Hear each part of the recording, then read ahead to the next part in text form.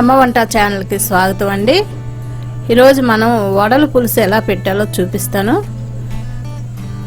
Try చేద్దాం, చూద్దామా?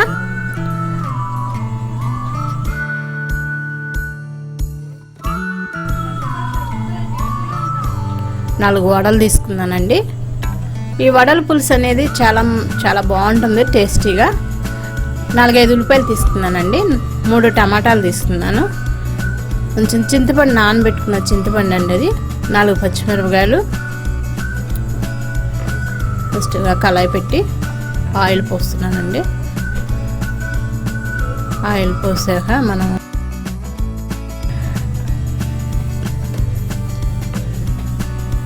Cut చేసి పెట్టుకున్న ఉల్లిపాయలు వేస్తున్నానండి. ఇవన్నీ బాగా వేగిపోయాక మనం కట్ చేసి పెట్టుకున్న టమాటాలు 3 తీసుకున్నాం కండి.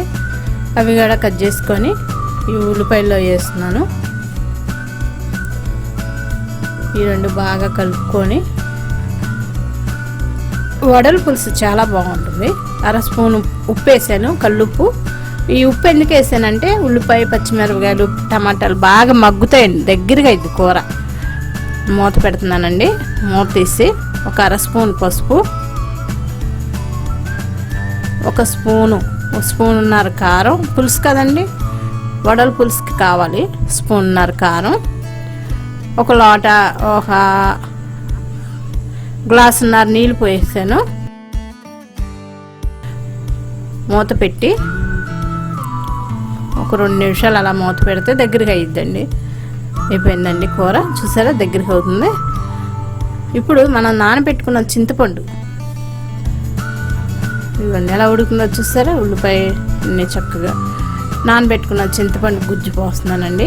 పిప్పంతా తీసేసి ఆ గుజ్జు అలా పోస్తే పులుపు, కారం టేస్టీగా ఉంటుంది. అది కానీ పోసేది చింతపండు. ఈ వడలో మనం కూర దగ్గరికి అయ్యి దించే ముందు వేయాలండి వడలు.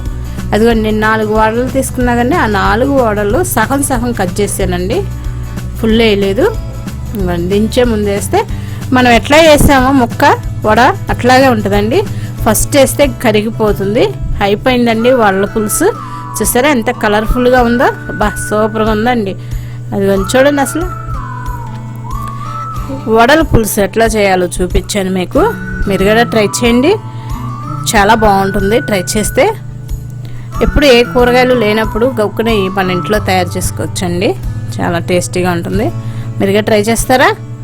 Thank you.